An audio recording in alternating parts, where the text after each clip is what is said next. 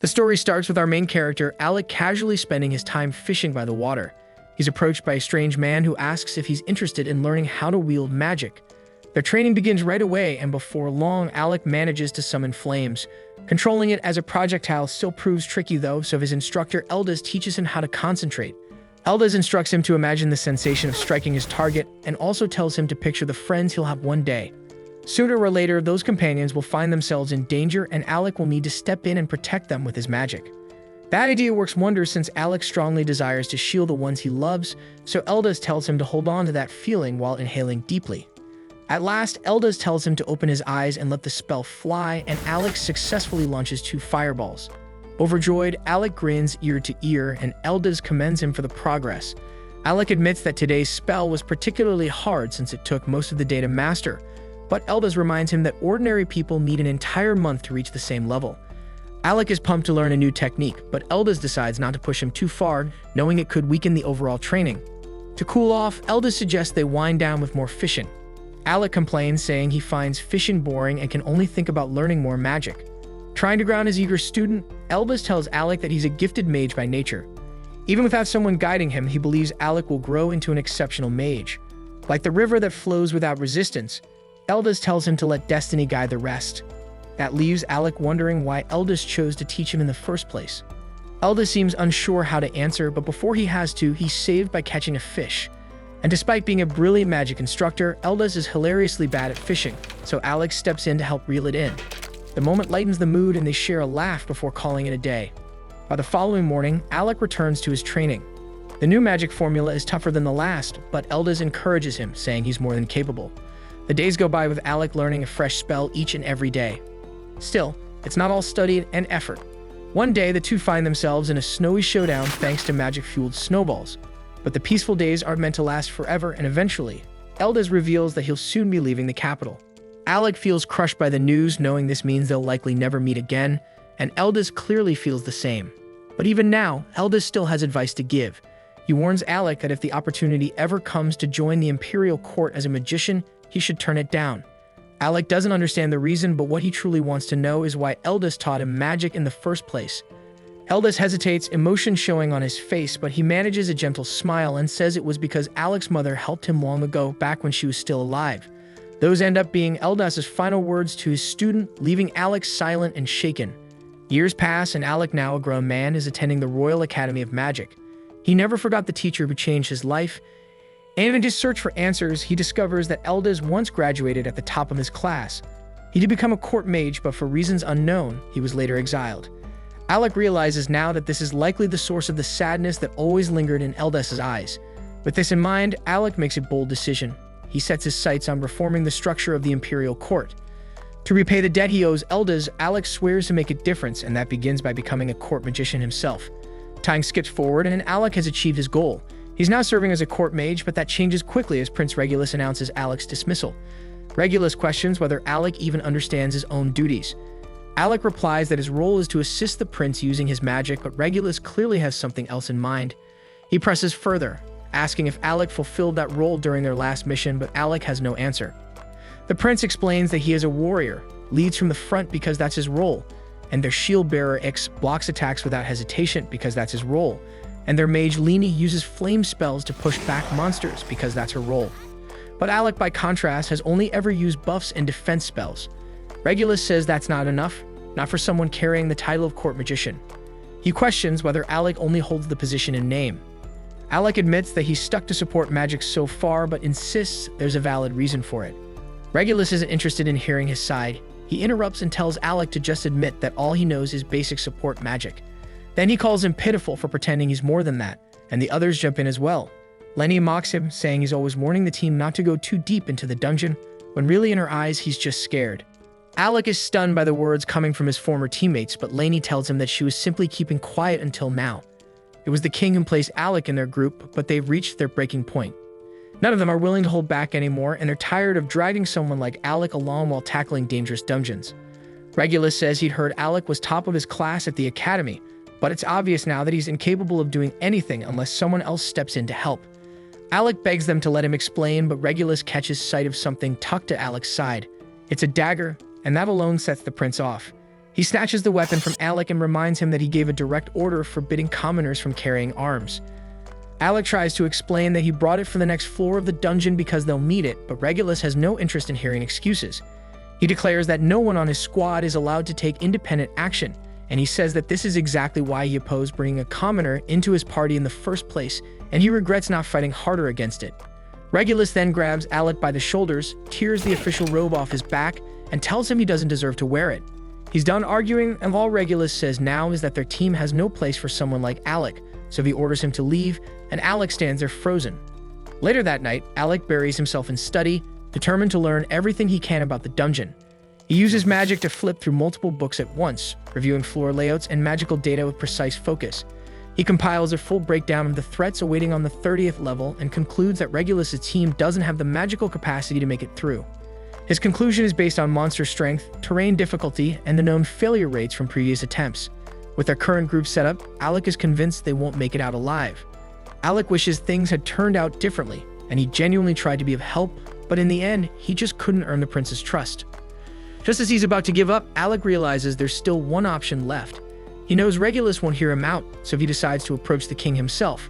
But when he reaches the castle, he's turned away at the gate because he's no longer a court magician and ordinary citizens aren't allowed inside without official approval.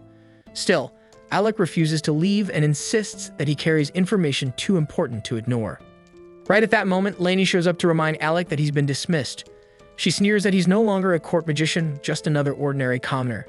She says she's heard plenty of tales about his supposed brilliance back at the Magic Academy, but seeing him now, she figures those stories must have been lies.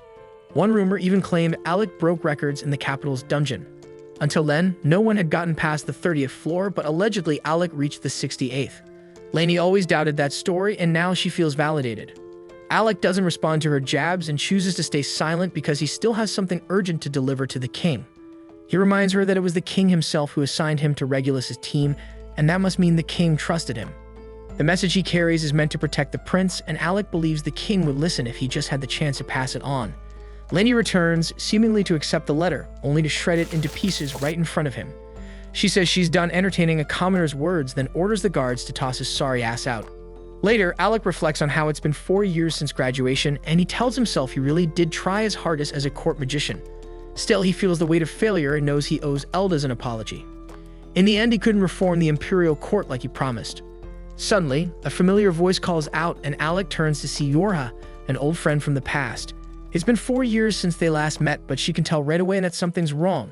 Alec apologizes for the gloomy mood, and Yorha vents her frustration about the kingdom of Galdana. She says she's sick of how this place clings to outdated ideals about noble blood and social class, and how discrimination still thrives because of that shit. Though she's clearly upset about what he went through, she also admits she's a little glad it happened. She reminds him of what she once said in the past, that one day she'd get him to join her team. And that's exactly why she came to the capital. Now's her chance, so Yorha asks if he'd like to dive back into dungeons, this time with his old crew.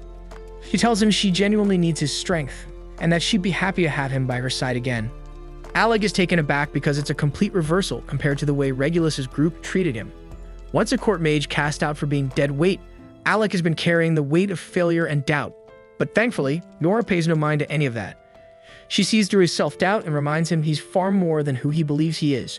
She tells him she doesn't need anyone else, only him. Her words hit deeper than she realizes, and then she reveals something more. Her party made a pact. One day, they'd all come back for him. She doesn't want to pressure him if he has other plans, but her sincerity has already reached him.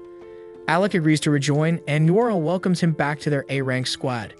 Later on the cart, Alec dreams of a conversation from the past when Elbis warned him not to become part of the court. Yorha asks him if he's okay, and Alec just replies that his old mentor had been right about something after all. Back at the palace, Regulus receives word that Alec has left the kingdom and returned to the life of an adventurer, and the group mocks their former companion.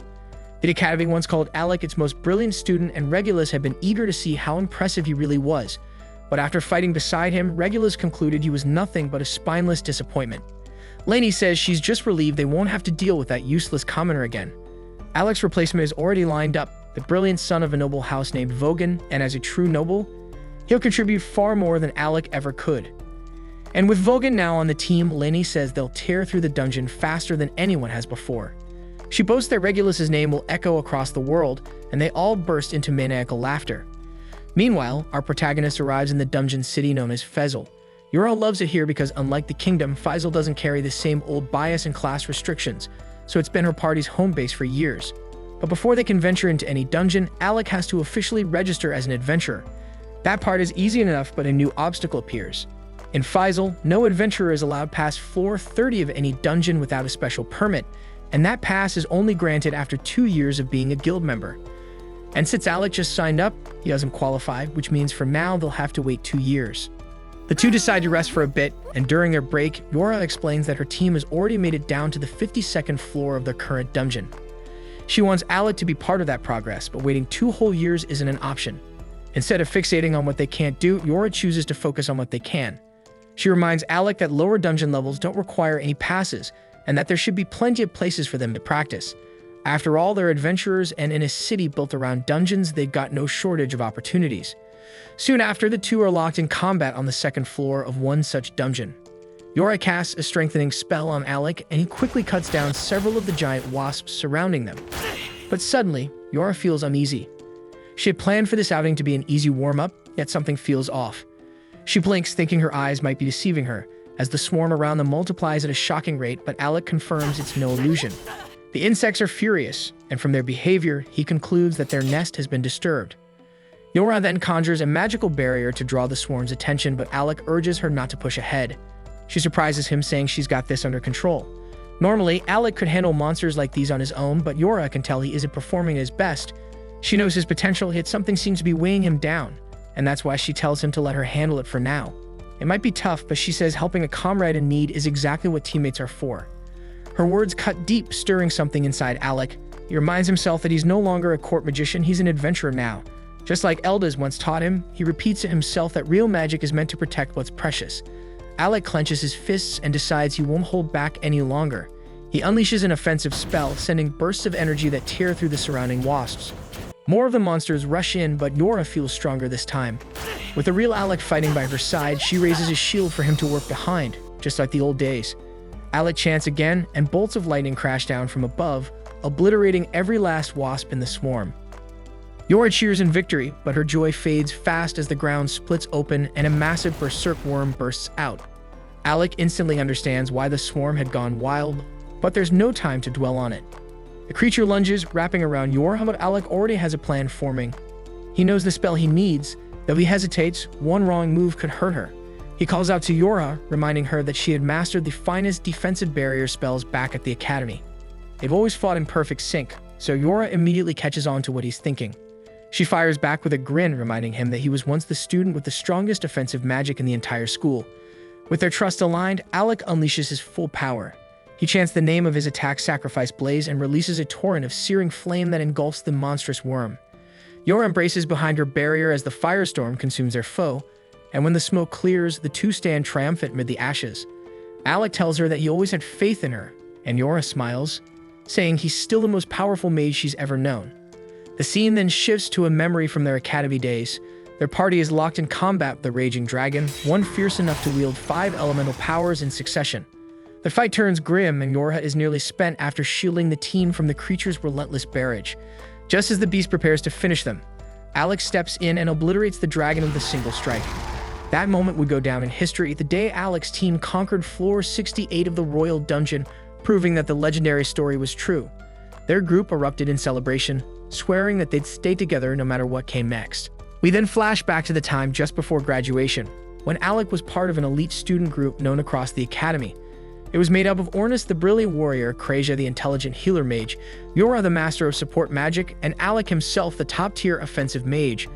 On graduation day, the 4 of them had just smashed the academy's all-time dungeon record, reaching the 68th floor, earning them top placements and recognition across the school. But as they were walking back together, chatting about their future goals, Alec suddenly came to a stop and told them that he wasn't planning to continue with them because he decided to become a court mage instead. His teammates were visibly let down, especially Ornis, who had hoped that with Alec on board, they could form the strongest adventurer team the world had ever seen. Still, he respected Alec's choice, knowing he must have had his reasons. But before they parted ways, Yura made one thing clear, that she wasn't giving up, and the moment Alec became available again, she'd be there, waiting to bring him into her party.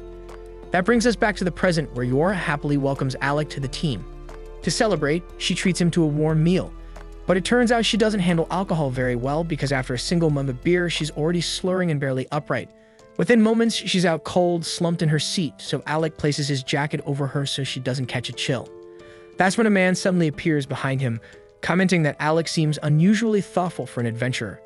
Assuming he's just a random drunk causing trouble, Alec chooses to ignore him and turns away. But the man doesn't like being brushed off, and he angrily swings his bottle at Alec.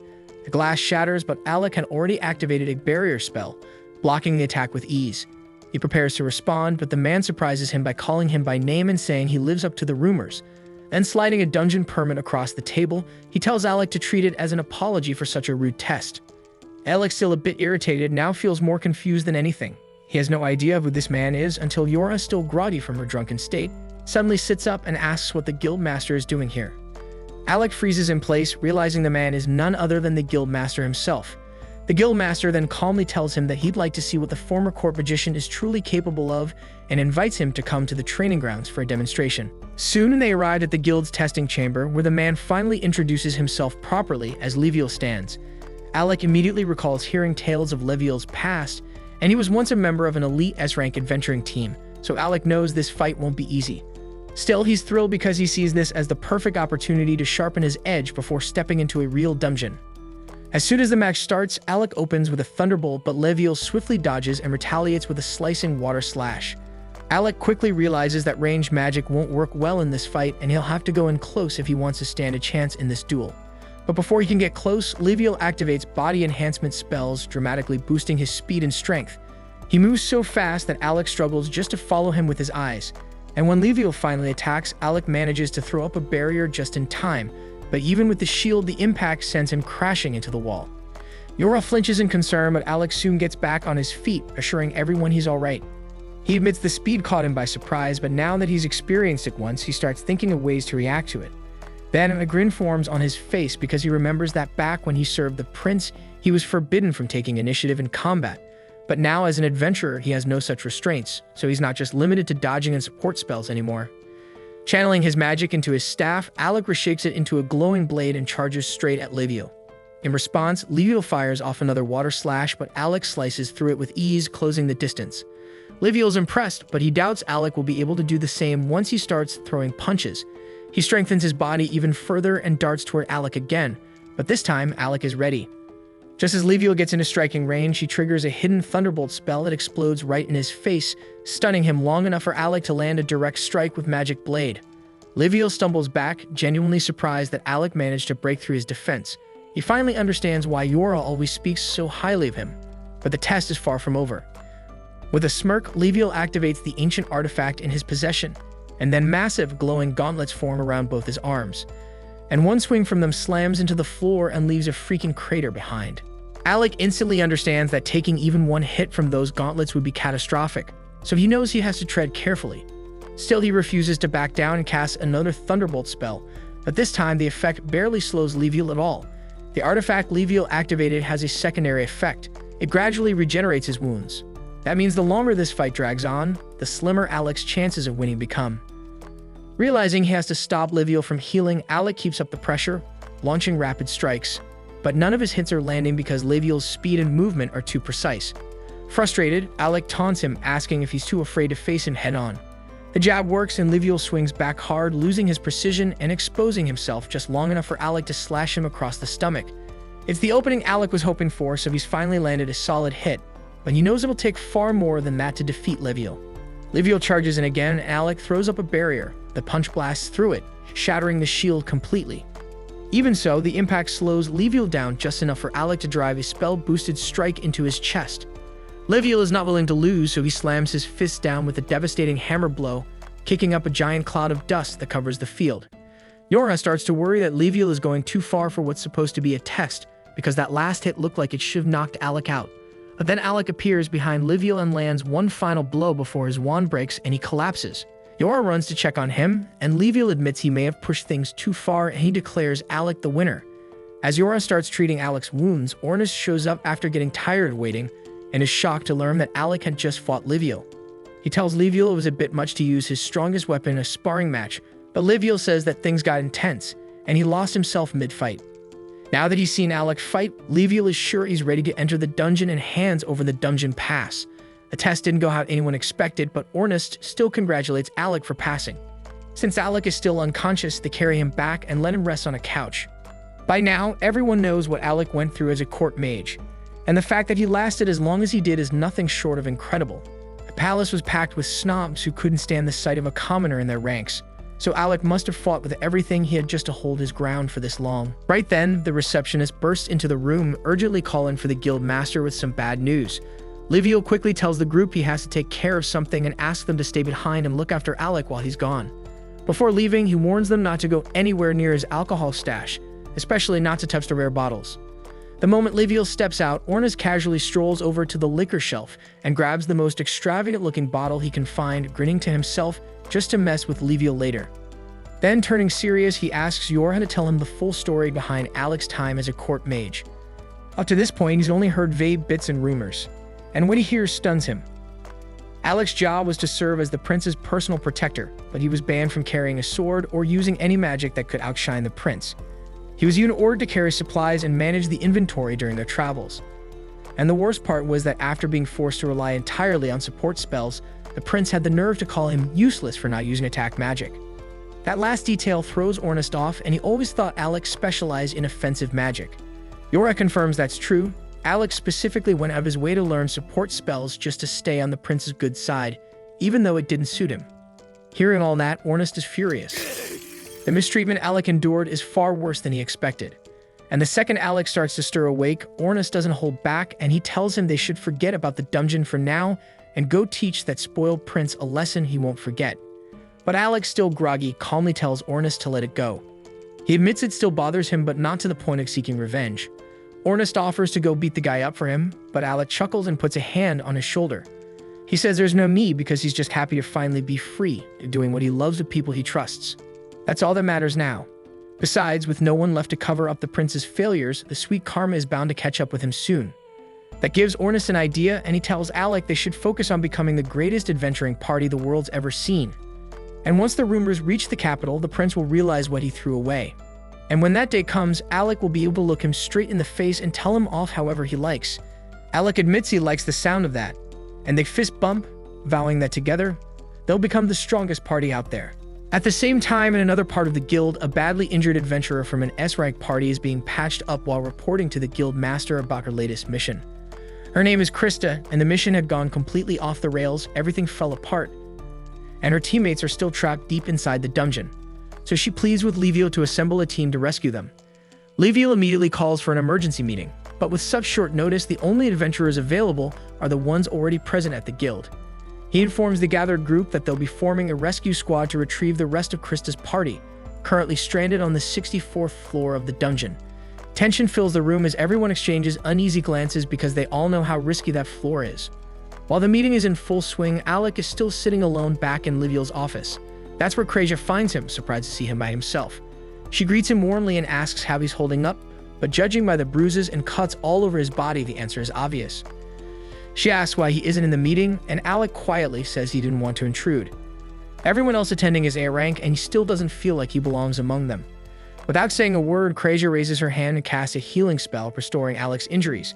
Then she looks at him and gently reminds him that no one in this guild sees him as an outsider. While he worked at the royal court, Alec had gotten used to blending into the background, never speaking up, never standing out for fear of offending arrogant nobles. And even now, he struggles to shake off those habits, even if things are different here. Krasia sees the weight he's carrying, so she reaches out and softly pats his head, telling him she's always around if he needs someone to talk to. And the gesture lifts his spirits more than he expected. Moments later, Ornest and Yorha return. Ornest looks fired up as he tells Alec they've just been handed the perfect opportunity to explore the dungeon. He fills him in on the rescue mission and adds that the area they're heading to is nicknamed the Tank Killer. And the reason is that healing magic is completely nullified inside. The only way to recover is with potions, which means survival is much harder.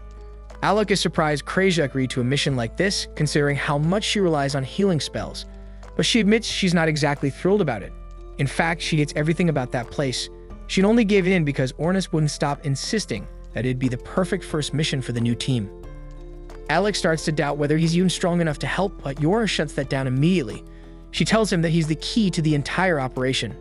His magic is what their strategy depends on, and without him, they wouldn't stand a chance. The party soon makes its way toward the dungeon, and as they stand before its looming entrance, Ornis confidently declares that this will mark the beginning of their party's legendary tale. Then they start laying out their options and plans. This dungeon has a unique magical field, one that completely suppresses healing magic, so this will force them to rely entirely on potions and evasive tactics to survive incoming attacks. Their destination is deep inside, near the level 64 boss chamber where Krista's guild members are currently trapped. But reaching that point means first battling through every preceding floor and defeating the bosses that guard them. Ornis quickly assesses the situation and notes that if they go floor by floor, they'll arrive far too late. That's when Yora pulls out a gleaming magic crystal, revealing that Krista had given it to them in advance. And with this item, they can bypass all previous levels and teleport straight to level 64. Alec instantly recognizes that this must be an exceptionally rare and powerful artifact, so Yora says that Krista didn't hesitate to hand them out because her only priority is rescuing her teammates, no matter the cost. Yora then adds that the level 64 boss is reportedly an undead, which unfortunately renders Krazia's light-based healing magic ineffective. And since Yora herself is a support mage, the bulk of the fight will rest on Alec's shoulders. Ornis then tells Alec to conserve as much mana as possible, offering to handle the lesser enemies so Alec doesn't burn through his energy before reaching the real threat. Krazia agrees, urging the group to brace themselves, warning that from this point on, they'll be battling death itself. Even a seasoned S-rank party was completely wiped out in this place. Instead of being intimidated, Ornis grins with wild energy, more alive than ever. He rallies the group, shouting that this is where the tale of their legendary party truly begins. With that, Yora tosses the crystal high into the air. As it shatters, it activates, instantly teleporting them deep into the dungeon, right to level 64. The group materializes in a dim, musty cavern, and within moments, a wave of undead skeletons begins to rise, armed with swords and shields. But Ornis doesn't hesitate for a second, and draws his spear and charges head-on, striking the first wave with ruthless precision. With each thrust and sweep, he dismantles groups of undead effortlessly, boasting that level 64 seems laughably easy so far. The rest of the team stays back for a moment, quietly observing as more skeletons crawl out from the shadows and begin advancing. Ornis, unfazed, continues his rampage, slashing down anything that moves.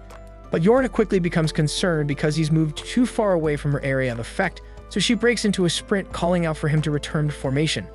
Alec and Krazia follow closely, both muttering that Ornis will probably be fine. After all, he's armed with the legendary artifact, the piercing black spear. It's nearly indestructible, always razor-sharp and extremely effective in battle, so it's a perfect weapon for someone who fights with guts instead of brains. Alec calls out to Ornis, asking if he needs a hand, but Ornis confidently replies that this is child's play for him, and continues demolishing every enemy that dares to come near. Alec chuckles and keeps walking alongside Krazia, when all of a sudden he senses something unusual behind him. Trusting his instincts, he fires off a lightning bolt over his shoulder. As the smoke clears, there's nothing in sight. Even Krazia looks puzzled, asking what that was about. Alec admits he thought someone was behind him, but maybe it was just a false alarm. Still uneasy, he draws his sword and dashes forward, slashing the air in front of him. His blade clashes with something invisible, which suddenly reveals itself as the Grim Reaper. Ornis grins and comments that Alec's not as out of shape as he assumed, adding that he sensed the invisible enemy earlier but couldn't deal with it himself. The Grim Reaper retaliates, pushing Alec back with a strike, but Alec quickly recovers, deflects the blow, and retreats toward Ornis. At that moment, Alec understands that Ornis was placing complete trust in him, counting on him to handle threats from behind without needing to look back. It's a feeling Alec hasn't experienced in years, true camaraderie, and that realization ignites a surge of strength within him. He leaps into the air, brandishing his enchanted sword, and delivers a clean, powerful strike that cuts through the Grim Reaper, slaying it instantly. He then turns toward Yora and asks if she had known about it too. She immediately apologizes for keeping it quiet, while Krazia jokingly tells him to blame Ornis since it was his idea in the first place. Alec smirks and tells Ornis he owes him one, to which Ornis replies that they'll talk about favors after they actually make it out of this dungeon alive. The four teammates now regroup side by side, ready to take on whatever comes next. Soon after, both Alec and Ornis launch themselves into the swarm of undead, slicing and tearing through skeletons in every direction while Yora provides magical reinforcement from the rear. Ornis is in his element, pulling off flashy maneuvers and eliminating every skeleton in his path. Meanwhile, Krazia calmly supports him from a distance, taking down sneaky enemies with her deadly accurate bow shots whenever they try to flank him. Yora, though typically in the backline, is forced to defend herself up close with her staff as the endless wave of skeletons pours in. Realizing the horde isn't slowing down, Alec calls the others back, shouting that he'll take care of the rest in one strike. Without hesitation, the party quickly gathers behind him, so Alec channels his power and unleashes a massive thunderbolt, engulfing the entire area in blinding electricity, making every last skeleton reduced to smoldering ash. Once they're in the clear, Ornis turns to Alec and casually asks why he's only been using his thunderbolt skill, since back at the academy he used to wield several types of offensive magic. Alec quickly brushes it off and just says that thunderbolt is the fastest spell to cast, so it's just more efficient in battle. Ornis raises an eyebrow, clearly unconvinced, but chooses not to push the issue as there's no time to dig deeper because they're on a mission. Suddenly, a monstrous roar echoes from the depths ahead, and they all instinctively assume it must be coming from the boss room. Ornis doesn't hesitate because the moment Yora casts reinforcement magic, he blasts forward like a flash, running faster than Aishao Speed himself.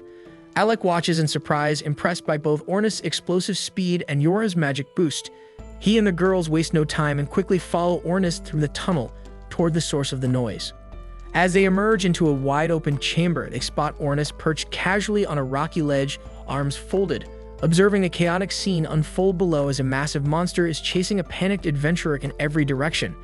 Alec immediately prepares to help the poor guy, but Ornis doesn't move, muttering that the frantic mage down there is named Loki, a notorious troublemaker from a party called Racroma. Kreja nods in agreement, adding that Loki might be obnoxious, but he's also a clever support mage. Alec, however, struggles to process what he's hearing, especially as Loki flails around, screaming up at Ornis to do something and swearing he'll haunt him every day if he dies here. Ornis, unfazed by the threats, just watches with a bored expression. But the situation looks grim because Loki suddenly trips and crashes to the ground, with the monster bearing down on him fast.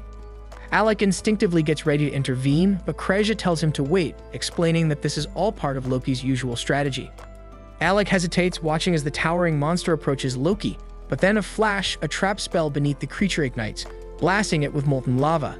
Alec's eyes widen in shock, but Kreja simply smirks, repeating that Loki is nothing if not crafty. The beast staggers backward, only to trigger another trap, setting off a chain of fiery explosions. Loki jumps to his feet and starts taunting the creature, laughing mockingly and boasting that only a fool would trip in a trap-filled zone like this. But his arrogance quickly backfires as the monster roars in rage and charges up a devastating magical blast aimed directly at him.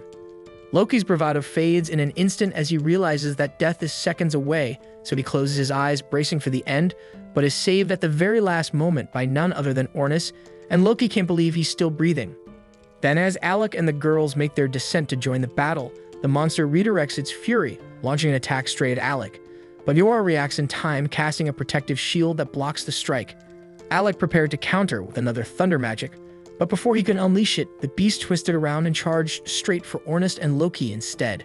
Alec shouts a warning to Ornis and Loki, alerting them to the incoming danger, and fires off another thunderbolt spell that strikes the monster dead on. However, as the dust settles, he quickly realizes the attack wasn't powerful enough to bring it down.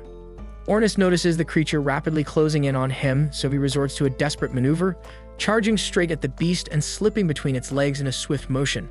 He then hurls Loki toward Kreja, who tumbles to the ground beside him. Yora promptly instructs Kreja to take Loki to the ledge while they handle the monster. Ornis swiftly assumes position, drawing his spear in preparation for the next clash. They wait until Kreja secures Loki's safety, then brace themselves for the final confrontation. Yora casts a powerful enhancement spell, boosting all of Ornis' stats, prompting him to charge the creature head-on. He skillfully evades its strike, leaps into the air, and drives his spear toward its face. Yet the monster proves far more resilient than expected, violently shaking him off and flinging him to the ground. Yora races to aid the fallen Ornis, but the monster attempts to crush him instantly. Fortunately, she casts her shield spell just in time to block the blow, giving Ornis a brief moment to recover. Meanwhile, Alec appears almost theatrical, conducting an unseen symphony as he summons 5 glowing magic circles around the monster. Loki observes in disbelief, remarking that even generating 3 circles is incredibly difficult. For Alec to conjure 5 simultaneously, he must be a prodigy, but Kreja calmly replies that Alec is capable of far more. To Loki's astonishment, Alec proceeds to summon 20 magical circles at once. Then, as the monster lunges forward, Ornis climbs up its body and strikes its tail, buying Alec the precious seconds needed to complete his spell. Ornis then leaps away just as Alec finishes his incantation and unleashes a devastating barrage of thunderbolt magic that electrocutes the beast, freezing it mid-motion. But when Alec moves in to deliver the final blow, the creature unexpectedly sidesteps, narrowly evading the attack. The monster immediately begins charging its own magical blast, but Kreja quickly casts a blinding spell, momentarily disorienting it. At the same time, Miura uses her magic to summon enormous glowing chains that bind the monster tightly in place. Taking full advantage of the moment, Ornis hurls his spear like a javelin, landing a direct hit through the creature's skull as Alec prepares to finish it for good.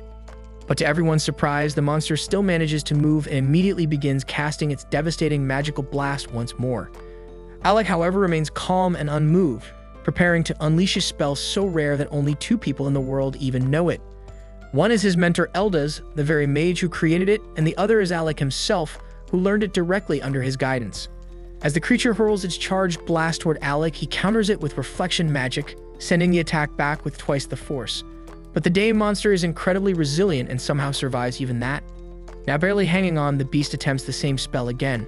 But this time, Alec combines his reflection magic with multiple layered magic circles, engulfing the monster in a brutal inferno.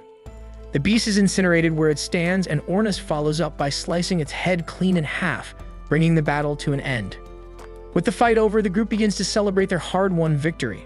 But their moment is cut short when Loki steps forward, thanking Alec for his help and revealing that he knows who he is, specifically that Alec is the court magician.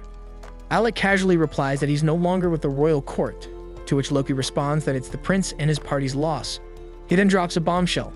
The monster they just defeated wasn't even the floor boss. It was merely one of the sub-bosses that had foolishly chased after him and ended up separated from the rest. This revelation stuns Alec and the others, who now question how powerful the real boss must be if even a sub-boss pushed them to their limits. Loki then reveals that the true floor boss is a necromancer clad in pitch-black armor, masquerading as a knight. He warns that regular physical attacks don't do much damage and are mostly useful for stalling. Turning toward Alec, Loki presents him with a magical wand topped with a silver cross. Alec instantly recognizes the relic as Loki reveals it to be a long-lost ancient artifact. As soon as Alec grips it, the wand transforms into a gleaming sword in his hand. Ornis is skeptical and questions Loki's motive for giving away something so valuable. Loki just chuckles and admits he plans to use Alec as bait on the front lines. The entire group stares at him in disbelief, unsure if he's joking. But Loki explains that Alec, with his frail appearance, would look like an easy target. By placing him at the vanguard, they could lure the boss in, catch it off guard, and then spring a coordinated ambush, securing victory and earning the glory of slaying an S-ranked boss. Meanwhile, we see that the prince and his entourage are currently being pursued through yet another dungeon by 2 monstrous caterpillars. The prince is baffled by the situation, unable to comprehend how things escalated this far, especially since he's never had difficulty dealing with these creatures before. He promptly commands Leni to eliminate them with magic, and although she attempts to comply, her spells inexplicably fail to activate.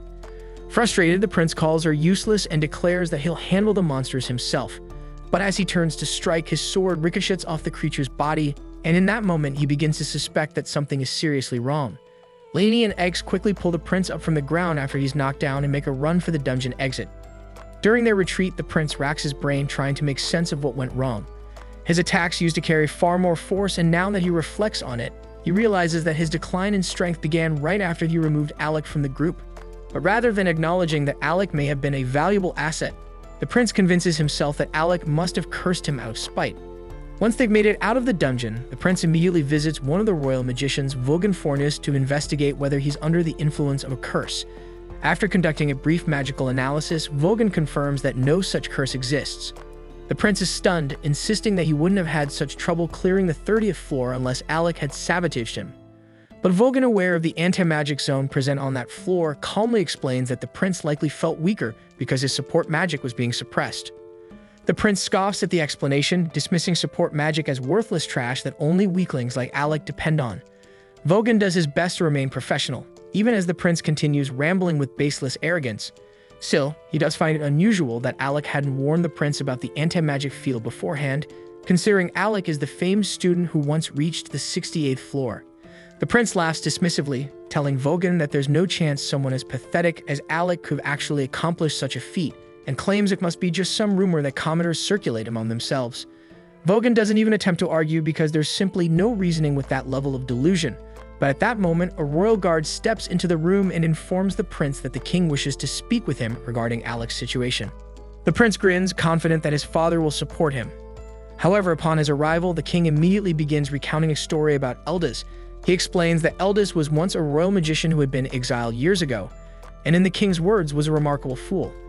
Eldaz, despite being a noble, had the audacity to stand before the king of Galdana and declare that unless the treatment of commoners and court magicians changed, a great tragedy would befall the nation. The prince interrupts, claiming Eldaz deserved to be banished since no nobleman should dare speak to the king in such a bold tone. But the king clarifies that Eldaz wasn't called a fool for his words. After being stripped of his noble rank and cast out, Eldaz went on to enroll at the Royal Magic Academy. There he silenced his critics with extraordinary talent and graduated as valedictorian. Yet despite gaining fame and prestige, he made the baffling decision to return to the castle and serve once again as a court magician. While in service, he persisted in telling the king that commoners were not beneath them, urging him to change his views. Until one day, Eldaz mysteriously vanished. At the time, the king had dismissed Eldaz's warnings, but recently he's begun to reflect on whether the man may have been right. That doubt is precisely why he ordered the prince to explore the dungeon, because he wanted to determine whether nobility truly makes one superior to commoners. And based on the prince's current state, the king admits he may have been mistaken. He states that the time has come to abolish their outdated policy of discrimination, and going forward he intends to hire based on talent, regardless of lineage. The prince is left speechless, shocked by what he's hearing, and insists that such a policy would tarnish the royal family's reputation if commoners were treated as equals. The king calmly acknowledges that he's the one who raised the prince with those beliefs, but times have changed, and so must they. The prince protests, arguing that associating with commoners like Alec only brings disaster, pointing to his own situation as evidence. But before he can continue, a guard steps forward and hands Regulus the remains of a torn note that Alec had written. The king explains that before Alec departed, he had prepared a detailed guide specifically designed to help Regulus navigate the 30th floor of the dungeon, but it was destroyed by Laney before the prince ever had a chance to read it. Regulus is stunned by the revelation, and overwhelmed, he quietly tells his father that he's not feeling well and excuses himself from the room. As Regulus exits the chamber, the king turns to Vogan and quietly requests that despite the challenges it may present, he would be grateful if Vogan could support Regulus to the best of his ability. Vogan nods and assures the king that he will do everything in his power. At the same time, Regulus is spiraling into a mental breakdown because if Alec truly possessed remarkable talent and insight all along, then the harsh truth is that he himself may have been the problem, and he simply cannot accept that reality. At the same time, on Alec's side, he is in the midst of asking Loki to explain why he doesn't want him using magic against the upcoming boss. Alec understands that artifacts carry immense power, but this particular boss is supposed to be immune to physical attacks, and he doesn't believe the sword alone will be effective. However, Loki clarifies that he never intended for Alec to actually defeat it with the sword. He just wants Alec to act like a close-range fighter to prevent the boss from anticipating a magical attack. The rest of the group catches on to the strategy, but Kreja remains confused as to why they need to deceive the monster in the first place. Loki then explains that this boss possesses intelligence equal to their own. Alec finds the claim hard to accept, and Loki understands the skepticism. Still, all he asks is for Alec to rely on his blade, at least until he gives the signal, and Alec ultimately agrees to follow the plan. With that settled, Loki turns to Kreja and says there's something he needs her assistance with. It would take too long to reach their allies on foot, so he intends to use teleportation magic. The only issue is that he doesn't currently have enough mana to cast a spell by himself, so he requests her support in completing the ritual. The group immediately panics upon hearing the words teleportation magics, since it's a closely guarded national secret, and even being aware of it could put them at serious risk. But given the circumstances, they decide to take the gamble, while jokingly agreeing that if it all goes wrong, they'll just blame Loki. As Loki begins drawing the teleportation circle and walking Kreja through the process, Alec takes a moment to pull Yorha aside and asks whether Loki is someone he can truly trust. Yorha admits that she personally doesn't care for Loki's attitude, but when it comes to serious matters, he's absolutely dependable.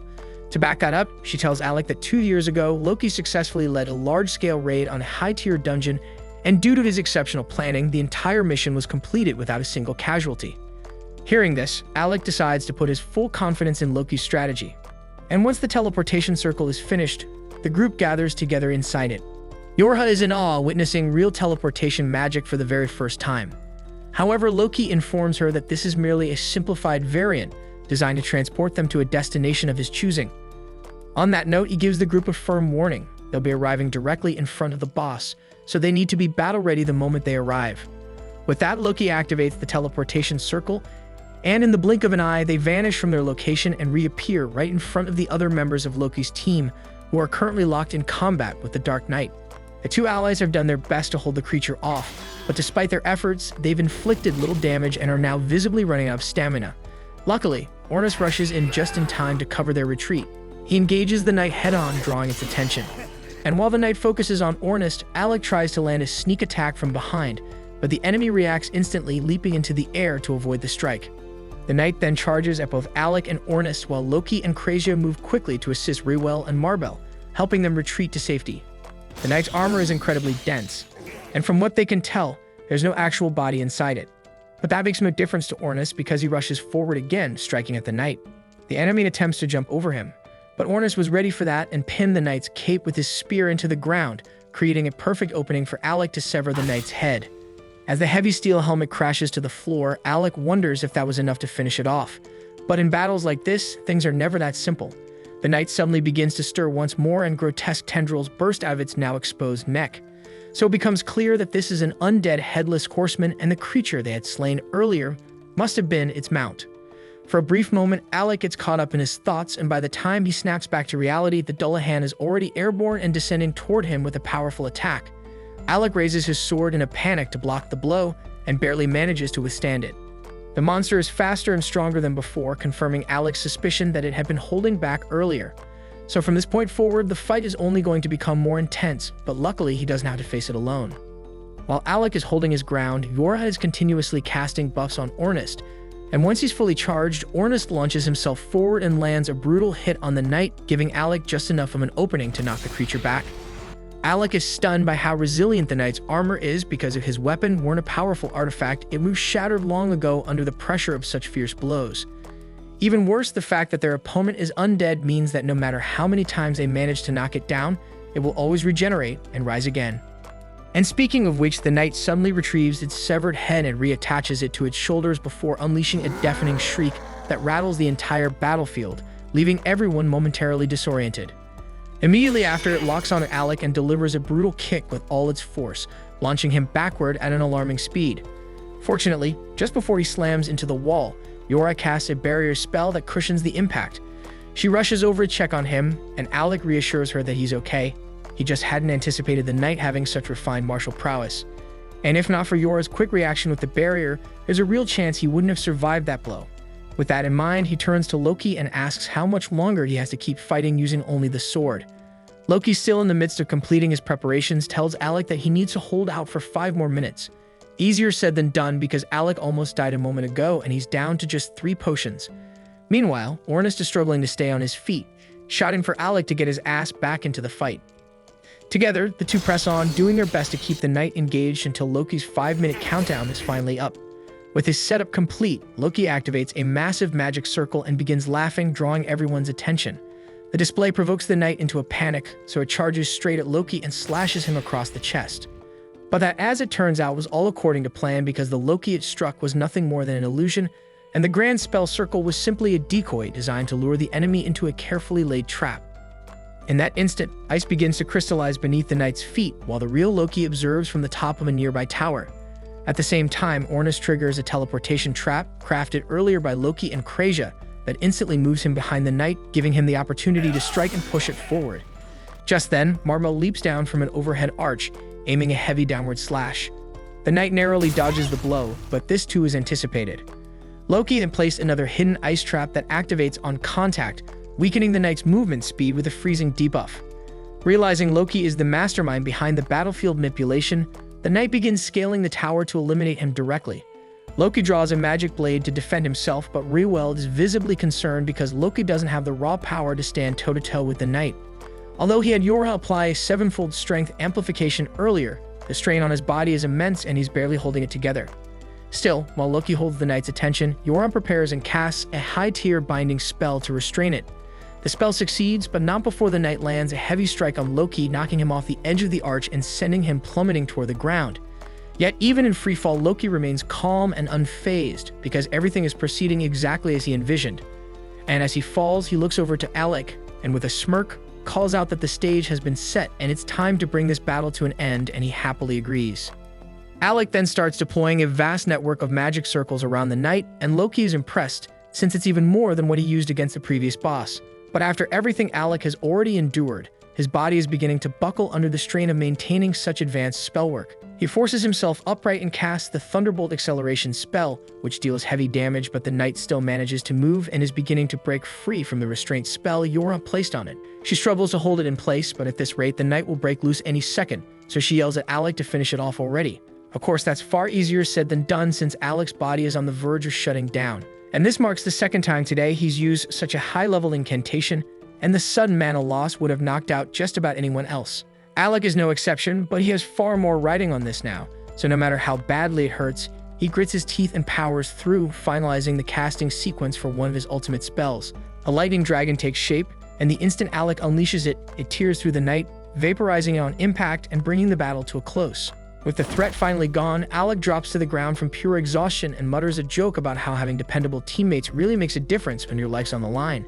Yoro walks over and corrects him, saying it was more like they were the ones relying on him the whole time because they never would have stood a chance without him. Ornis just seems relieved that Alec is back to being his usual unstoppable self. And on a lighter note, he brings up the bet from earlier, and Alec remembers that right before the fight, Ornis declared that whoever passed out first had to take on a dare. Technically, Alec just lost that bet a moment ago, but since it happened after the battle ended, Ornis decides to go easy on him. He says the only dare is this. Alec's not allowed to keep things bottled up anymore. If something's waiting on him, whether it's Ornis, Yorha, or Krazia, he's got to talk to at least one of them so they can help, and Alec smiles and agrees without hesitation. Ruel then approaches to express his gratitude to Alec and the others for their assistance. Marbell wants to thank him as well, though her approach is a bit more forward, and she plants a kiss on his cheek, which visibly horrifies Yorha. Marbell then asks if Alec would be interested in teaming up for a dungeon raid sometime, but Yorha quickly steps in and firmly declares that Alec is their party's mage, so Marbell can't just claim him for herself. And since the Recroma team owes Alec a huge debt, Ruel as the leader offers to write him a formal recommendation. Alec seems puzzled at first by the mention of a recommendation, so the others fill him in that to be promoted to S rank. An adventurer must receive an endorsement from an S rank party as well as approval from the guild master. Getting the guild master on board shouldn't be too difficult, so Ruel assures Alec he'll take care of everything on that end. Once the conversation wraps up, Alec retrieves the knight's magic stone, officially wrapping up the Recroma rescue mission with the perfect result. Then upon returning to the guild, the receptionist warmly congratulates Alec on the successful outcome and tells him he's become quite the topic of conversation lately. She then asks if he managed to get any rest after the intense battle, but Alec replies that he's feeling great. With that, she hands him his reward and Alec gets ready to head out. But just before he can leave, Leviel stops him and informs him that he has a visitor from the kingdom of Galdana waiting. This catches Alec off guard since he no longer has any ties to the kingdom, but he agrees to hear the visitor out and discovers that it's Vogan. Of all the people Alec dealt with back at the royal castle, Vogan was one of the more reasonable ones, so Alec gives him a respectful bow and says it's good to see him again. But before they can exchange pleasantries, Vogan immediately confronts him and asks if Alec was seriously trying to get Prince Regulus killed by not warning him how unprepared he was for dungeon combat. Alec responds calmly, asking Vogan whether he truly believes Regulus would have listened to anything he said, even if he had given him a warning. Vogan pauses, then realizes Alec's probably right. Still, he's clearly annoyed that he got stuck with this miserable assignment after Alec was dismissed, so he considers it a complete waste of his time and skills. Alec asks if that means Vogan was chosen as Regulus' new party mage, but Vogan replies that calling himself a magician at this point feels like a joke, so he's more of a glorified babysitter than anything else. After Alec's departure, Regulus attempted to tackle the 30th floor of the dungeon solo and ended up suffering serious injuries as a result. Vogan had hoped the incident would serve as a teaching moment, giving Regulus a chance to reflect and grow. Instead, the prince refused to accept any blame and demanded that Vogan accompany him here so he could confront Alec face to face. Alec asks if that means Regulus is currently in the city, and Vogan confirms it, explaining that he's down in the underground training arena at this very moment. Alec hadn't expected to cross paths with Regulus again so soon, but he realizes this might be the perfect chance to finally close the book on their unfinished business. So even though Alec would be entirely justified in ignoring Regulus altogether, he decides to go meet him in person and put an end to it properly. As they descend the stairs, Vogan comments that the only thing Regulus has going for him is his stubborn pride, but personally he doesn't understand why the nobility always insist on proving themselves superior to commoners, because to him it all seems like a pointless waste of time. Alec reminds Vogan that he's technically a noble as well, but titles have never meant much to him, and all he's ever wanted is to live life on his own terms. When they reach the arena, they find Regulus already waiting at the center. To Alec's surprise, the first thing Regulus brings up is that the king intends to change how the kingdom is governed. While Regulus personally disagrees with this shift, he says he'll comply out of respect for his father's wishes, Hearing this gives Alec a sliver of hope that maybe Regulus has finally started to come around. But that hope is short-lived, and Regulus quickly adds that regardless of politics, he still can't stomach the idea of taking orders or even advice from someone he views as beneath him. Alec tells him that if he had just listened back then, he wouldn't be in the mess he's in now. But it's clear Regulus still refuses to hear reason, and Alec knows there's no point wasting breath on someone so willfully blind. Regulus has spent all 15 years of his life being told that he's inherently better than commoners, so the idea that he might be the one in the wrong simply doesn't compute. Desperate to prove that everything he's ever believed isn't a lie, he draws his weapons and challenges Alec to a duel, asking Vogan to serve as an official witness to their fight. Without warning, Regulus charges at Alec, forcing him to block with his wand. But Alec is caught off guard to find that Regulus has swapped his usual longsword for a pair of daggers. A few years back, when Regulus was first selecting his weapon, Alec had recommended that he use daggers instead of a longsword, pointing out that his body was still too small to wield something so heavy effectively. But Regulus had instantly dismissed Alec's advice without giving it a second thought, but ironically, he's now following that very advice. Still, just changing weapons didn't suddenly make him a skilled fighter, and Alec easily sidesteps one of his attacks, causing Regulus to stumble forward and slam face first into the ground. Alec suspects that Vogan probably played a role in setting this whole encounter up, so he asks what he said to provoke the prince. Vogan simply told Regulus that if he truly wanted to challenge Alec's strength, he'd have to prove it in combat. At the end of the day, it was Regulus' decision to show up and issue the challenge, and Alec has to give him some credit because despite everything, the prince didn't resort to cheap tricks. He came here looking for a clean, honorable fight. Regulus' daggers are artifacts, so they carry a good amount of power behind them. During one of their direct clashes, he even manages to break through Alec's shield, but that's about all he can pull off. He had clearly been training hard with those daggers in preparation for this moment, and in doing so, he finally realized that the real reason he ever made progress in the dungeon was because of Alec's support magic. After Alec was dismissed, Regulus kept attempting to clear the 30th floor of the dungeon on his own, but every time he'd come back beaten and bloodied, unable to understand why. Eventually, he sat down and read through the recovered pages of Alec's original report, and what made his blood boil was that everything Alec had written turned out to be right. If he had just followed that guidance from the start, he wouldn't have failed so miserably. And even just reading it made him realize how insanely gifted Alec really was, which only made it harder to come to terms with the way he had treated him. So now Regulus demands that Alec activate his artifact and face him for real. Alec asks if Regulus is really sure about going through with this, knowing full well the gap in power between them, but Regulus stands firm and refuses to back down. Still before they fight, Alec has one question he needs answered and asks if it is actually true that the king intends to reform the way the royal court operates. Regulus confirms it, adding that his father had apparently been testing the strength and resolve of the lower classes, which is why he sent both Regulus and Alec into the dungeon. If that's the case, then it explains why the king always treated Alec with such unexpected kindness, and this revelation is without a doubt the best thing Alec has heard all day. Because now, those 4 years he spent serving as a court magician don't feel like a complete waste after all. But as for Regulus, he warns Alec to brace himself because he won't be holding anything back. He draws his artifact and charges forward, fully prepared to face the consequences. Regulus is shaking in his boots, knowing full well he's about to get the crap beaten out of him, but still he stands his ground, ready for whatever's coming. Yet at the very last moment, instead of striking Regulus, Alec shifts his aim and slams his attack into the ground. Regulus demands an explanation, asking why Alec chose to let him off the hook. He reminds him of every insult, every time he ignored him, mocked him, and acted like he was worthless for no reason at all. He built his whole self-image around the belief that being a noble made him better than everyone else. But if that was a lie, then what's left of who he is? He came here thinking that dying by Alec's hand would at least let him hold on to some shred of dignity. But now, Alec's looking at him with pity, and Regulus is completely lost and he doesn't know what to believe anymore. Alec typically isn't one to laugh at someone else's misery, but even he can't help chuckling at how ridiculous this has all become. He walked in expecting a bitter grudge match, figured Regulus would be shouting threats and throwing punches, but instead the guy's breaking down and asking for life guidance. The absurdity of the moment makes it impossible to stay angry, and suddenly Alec realizes how pointless all that resentment was in the first place. Once he sees that Alec isn't mad anymore, Regulus lowers his head and sincerely apologizes for how he treated him in the past. And Alec is honestly stunned because he never thought Regulus had it in him to swallow his pride and admit fault. Still, he understands that Regulus acted the way he did because of how he was raised. That doesn't excuse it, but if Regulus is willing to change, then Alec figures it's worth letting go, so without hesitation he offers his hand. Regulus reaches out, about to accept it, but at the last second he pulls back, still feeling a bit too embarrassed to follow through, and he wants to hang on to a little bit of pride. Instead, he pulls out Alec's old court magician cloak and apologizes for taking it from him that day. He tells Alec he can have it back if he wants, and he also presents a letter from the king himself, stating that there's an open seat at the royal court waiting for Alec should he ever choose to return. Alec raises an eyebrow and asks if the king is ordering him to come back, but Vogan assures him that it's not a command, just a request. Alec nods, then says he doesn't need the cloak or the letter because he's perfectly content with his current party and has no intention of ever leaving them behind again. Regulus accepts his answer without complaint, but insists Alec take the cloak anyway because it belongs to him. Then he tells Vogan they're done here and it's time to leave because there's nothing more to say.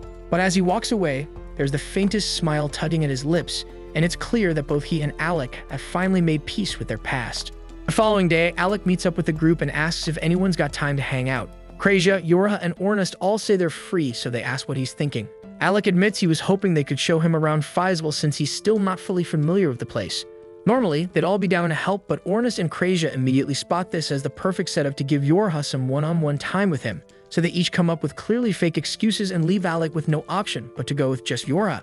Alec doesn't pick up on how suspicious their exit is, and Yorha just laughs it off, even though she knows full well they just handed her a gift on a silver platter.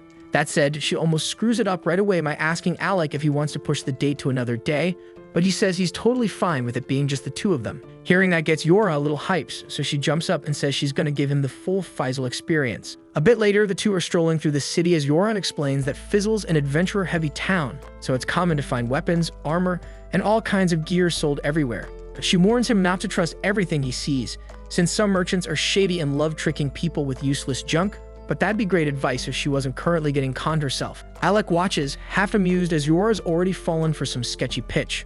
A merchant is trying to sell her a drug that supposedly gives you the stamina to fight for days without sleep, and that shit made Yorha want to buy it badly. But Alec can feel the bad energy radiating off that thing just by looking at it, so he grabs Yorha's hand and tells her to come with him. He figures it'd be smarter to let Krasia and Ornest handle the shopping instead since Yorha gets easily distracted. She admits she does get duped here and there, but reminds him that the last time she asked those two to shop, Ornest came back looking like Zoro, and Krasia bought an oversized teddy bear, so trusting them isn't exactly a winning move either. With that in mind, Alex says he'll take over the party's shopping from now on, and Yorha tells him that would honestly make her life way easier. As they continue walking, Alec notices a cozy-looking cafe and suggests they take a break, so the two of them go inside to relax over some tea. While they're sitting and chatting, Alec brings up how Ornest and Krasia seem to really dislike Loki, and asks Yorha what that was all about. Yorha tells him it's kind of a long story, then explains that 2 years ago they ran into an A-rank party that was struggling in a dungeon, so they stopped to lend a hand. Not long after, Loki and Rewell showed up too, and they all teamed up to take down the floor boss together. But during the fight, Ornest got injured while shielding one of the A-rank adventurers by taking a blast of acidic spit straight to the back. He tried to act tough afterward, pretending he was fine, but his legs gave out on the way home, so Loki and Rewell had to carry him back. Up to that point, Loki had treated Ornest decently, but while Ornest was knocked out, his spear kept smacking Loki in the head, and eventually Loki lost his patience and chucked it into the forest, gone for good. Yorha doesn't think Loki meant any harm by it.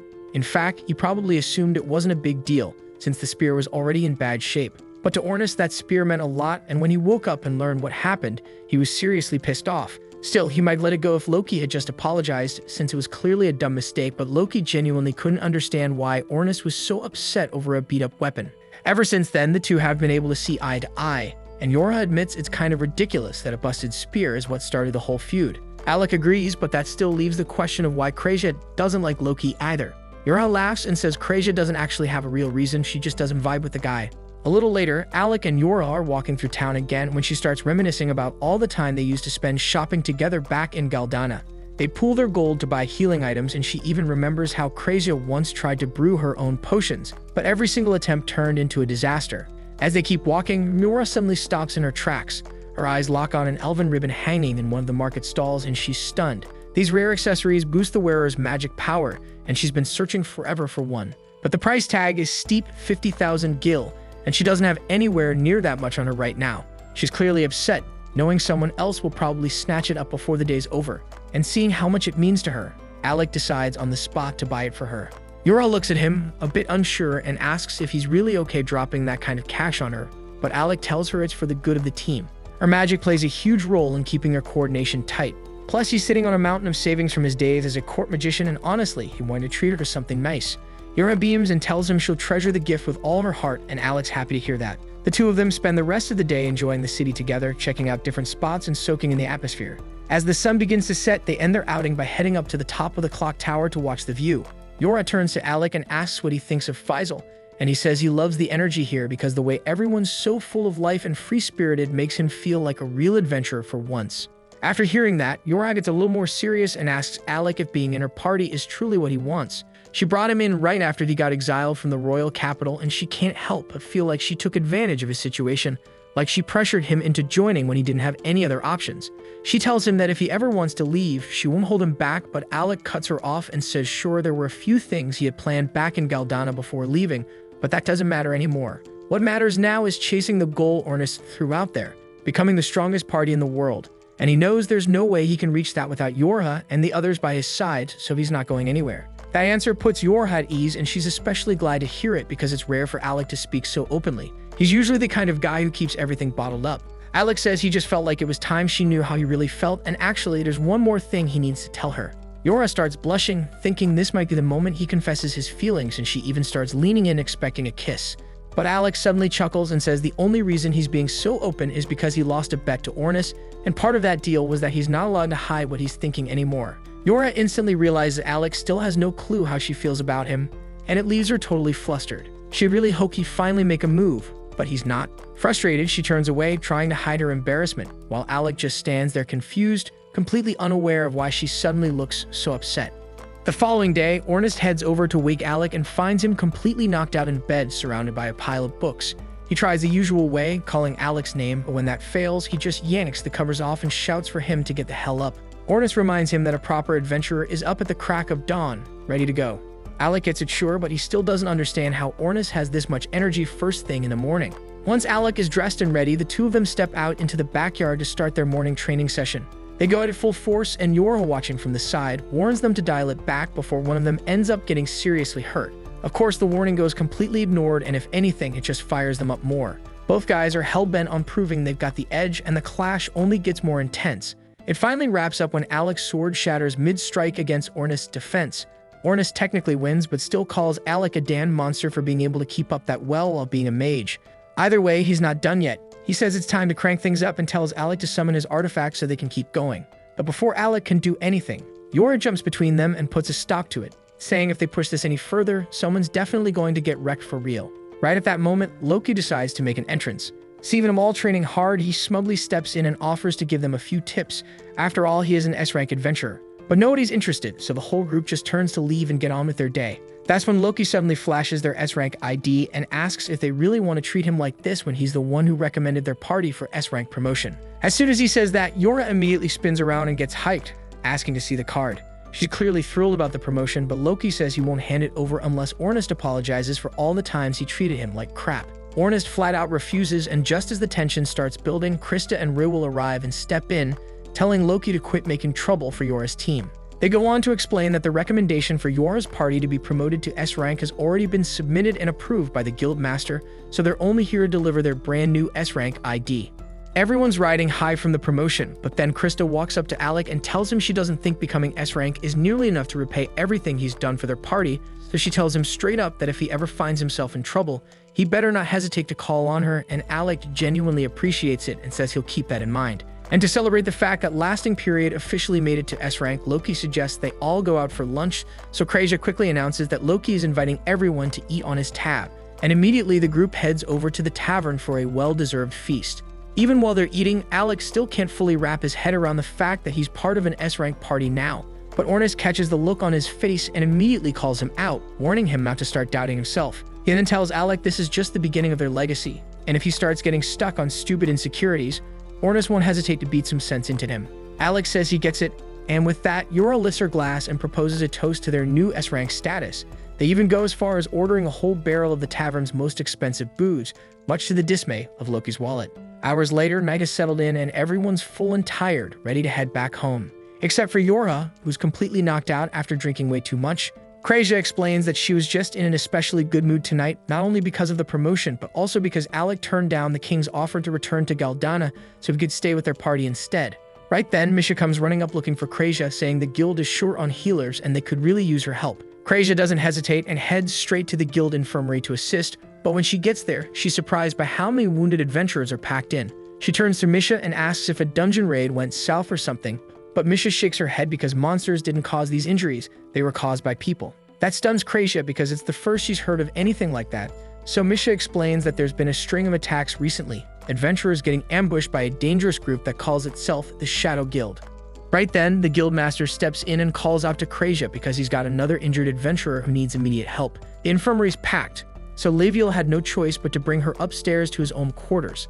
The girl's name is Olivia, and she's in critical condition after being ambushed alone by the Shadow Guild. Her wounds are severe, but with Krasia on the scene, Leviel's confident she'll pull through. Krasia starts examining Olivia's injuries, carefully checking each one. But just as she's about to start healing, Olivia suddenly jolts awake and grabs her hand. She demands to know where she is, so Krasia calmly explains that she was brought to the guild for emergency treatment after being attacked. She then gently asks if Olivia remembers anything about the Shadow Guild that might help, but the moment she hears that name, Olivia erupts in rage. The memories of what happened come flooding back, and with clenched teeth, she swears revenge for what he did to her. She begs Krasia to heal her immediately so she can get back out there and fight. But Krasia stands firm and says no because if Olivia tries to jump back into battle right after getting healed, it'll only make things worse. Frustrated and still burning with anger, Olivia tries to push through the pain and force Krasia to heal her faster, but as Krasia warned, the effort causes her to collapse again. And once she's out cold, Krasia resumes the healing process. Turns out Olivia is part of the Nameless Party, one of Fizzle's top-ranked swordsmen, which only raises the question, who the hell could have done this kind of damage to someone that's strong? And by the time the sun rises, Krasia has finished healing her.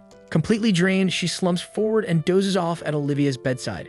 Elsewhere in Fizzle, Alec is buried in research at the library, flipping through everything he can find on the arcane dungeon. Out of nowhere, a boy named Lord walks up and introduces himself as a member of Nameless, the same S-rank party Olivia belongs to.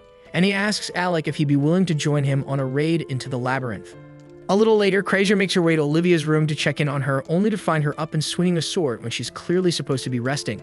Olivia is just sitting there watching her, so Krasia asks why he didn't stop her, and he shrugs, saying Olivia won't listen to a word he says. There's nothing he can do when she shuts him out completely, and she won't even tell him what went down with the Shadow Guild, which is keeping him from making any progress on the case. Krasia steps in, grabs Olivia, and tells her she should be lying down. But Olivia fires back, shouting that the real issue isn't rest, it's the fact that her legs still aren't working right. She snaps at Krasia, yelling that if she's really a healer, she should start acting like one. Even though Olivia is being completely out of line, Krasia doesn't take it personally. Instead, she calmly asks Leviel to step outside so she can start treatment. Once he's gone, she begins channeling healing magic into Olivia's legs, and Olivia is taken aback that she's not grilling her with questions. Deep down, Krasia can already tell Olivia was betrayed by someone close to her, and if Olivia doesn't want to talk about it, she's not going to push.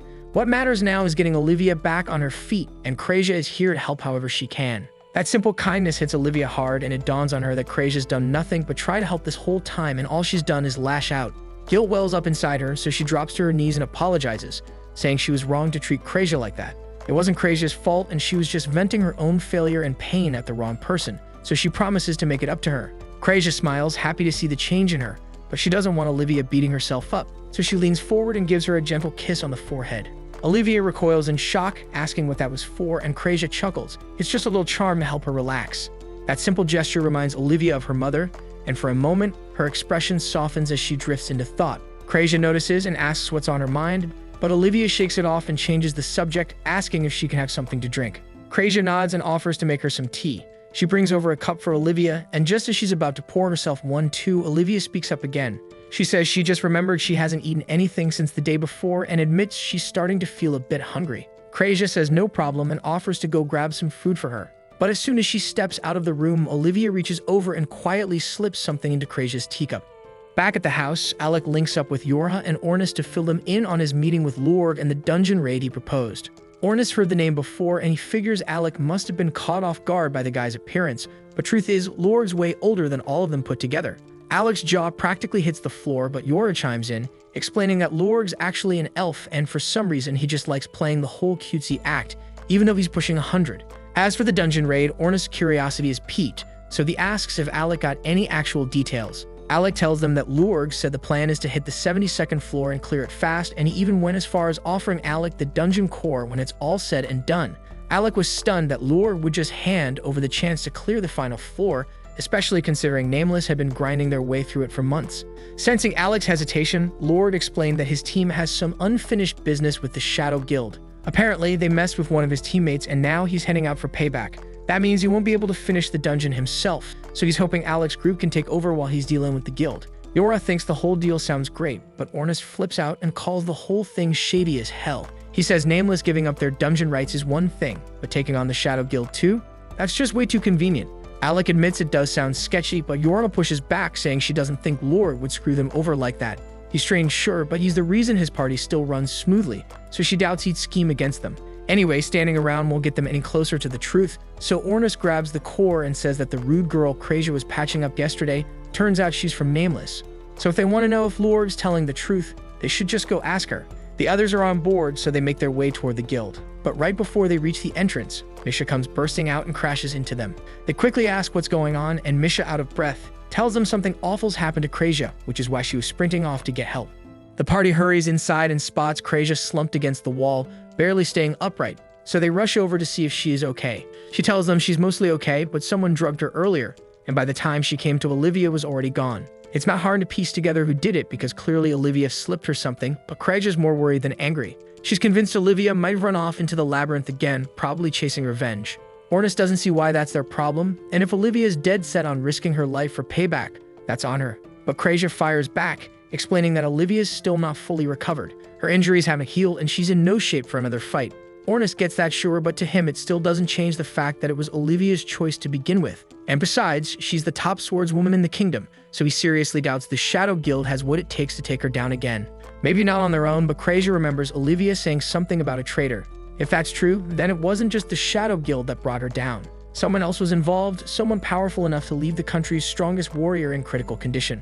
And Krasia's not about to let her charge headfirst into that kind of danger again, not when she can do something about it, so she says if nobody else is willing to go, then fine, she'll handle it herself. But the second she steps outside, she realizes the others are right behind her. They tell her they're not about to let her march into a place like that on her own. If saving Olivia really means that much to her, then they're coming too, no questions asked. Together, the group makes their way to the entrance of the labyrinth dungeon, but Ornis is clearly not thrilled. Alec asks him what's wrong, so Yora jumps in and explains that the dungeon's a mess of teleportation traps, scattered all over the place, making it a total nightmare to get through. Marbell then chimes in, warning that it's super common for teams to get split up in there, so everyone needs to stay sharp. That's good advice, but now they're all wondering what the hell Marbell is doing here anyway. Marbell explains that she heard Olivia took off from the guild and was headed back into the dungeon, so she came rushing here to stop her before she entered, but she was already too late, and that's why she wants to join their party. She says Lord also asked her to step in as a substitute for Olivia, since she's also an S-rank swordswoman, but the real reason she came is because she wanted to see Alec's incredible magic in action, up close and personal. Yora isn't having any of it though, and she shoves Marbell back and tells her that unlike the Nameless party, they actually function like a proper team, and they're not about to throw off their rhythm just to add someone new. Alec then turns to Ornis confused and asks what Yora meant by that, so Ornis explains that while Nameless is technically a party, the members act more like solo adventurers doing their own thing. Lord was the one who somehow got them to work together, but outside of dungeon runs, they're barely even on speaking terms. Take Olivia for example, she hates involving others in her problems and never accepts help. She can come off cold or downright rude, but Marbell insists she's a good person underneath all that. Marbell used to hang around Olivia all the time when she was training. At first, Olivia tried to shake her off, saying she worked better alone and only joined Nameless because she needed a party to get through dungeons. But instead of backing off, that just made Marbell more persistent. And since Olivia didn't seem to care much for her team anyway, Marbell asked if she'd like to raid a dungeon together sometime, and Olivia actually said yes, so they've been close ever since. Marbell says she won't insist on coming if she's just going to slow them down, but she's genuinely worried about Olivia and begs them to do whatever they can to bring her back safely. But before heading in, Ornis tosses a wristband to Alec and tells him to wear it because it's their hidden trump card for this dungeon. Alec has no clue what it does, but he trusts Ornis and puts it on without arguing. Once they're all set, the group enters the labyrinth together, but before they move in too far, Krasia stops to set up a teleportation circle of her own. That way, if anyone ends up falling into a random teleportation trap, they'll have a safe way to get beamed to this point in an instant. Ornis is actually impressed that Krasia had the foresight to set everything up like this, so he casually starts patting her on the head. But Krasia doesn't appreciate being treated like a kid, especially not from him, so she immediately stops mid-cast and drop-kicks him so hard he was flying across the room. Unfortunately, his landing isn't so lucky because he smacks right into a teleportation trap. Alec panics and rushes over to try and help, but the moment he steps forward, he triggers a trap too, and just like that, both of them get warped to some random part of the dungeon, and it is pretty much Krasia's fault. Over on Alec's side, he has no clue where he landed, but he's surrounded by a swarm of monsters and quickly realizes he's going to have to fight solo. As the horde charges, Alec unleashes Thunderbolt after Thunderbolt, wiping out anything that gets too close. But one slits past his defenses and lunges from behind, only to get dropped instantly by a sharp arrow that pierces straight through it. Alec turns and breathes a sigh of relief when he sees Krasia standing there, but he can't help but wonder how she tracked him down so fast, and she explains it's thanks to the wristband he's wearing. It's called a Mobius ring, and when two people wear a matching pair, the ring keeps them from being separated. So no matter how many teleportation traps Alec triggers, the ring will always drag Krasia to wherever he lands, guaranteeing they stick together. Yorha and Ornis are wearing the other set, so they should be fine too, but things don't exactly look great on their side as a massive mob of monsters is chasing them down. Ornis might be able to handle this on his own, but Yorha doesn't have any combat strength, so she quickly conjures an earth pillar to lift herself out of reach while Ornis dives straight into the chaos. She buffs him with a quick burst of stamina and speed, just enough to keep him from burning out mid-battle. With that boost, Ornis surges forward and slices clean through the biggest monster's neck in one strike. That brutal takedown is enough to send the rest of the smaller creatures scrambling, completely terrified. Ornis sighs, a little let down since they would have made a good warm-up. Yorha climbs down and tells him he handled the whole thing like a pro, and Ornis soaks up the praise, clearly enjoying every second. But as they continue forward, they stumble upon something unexpected, and it's the remains of the dungeon floor's boss. Yorha freezes because the thing looks like it was obliterated in one clean sword strike, and she can't think of a single person capable of something like that, but Ornis can. There's only one person who could pull that off, and it's Melidyle, the Blade Master.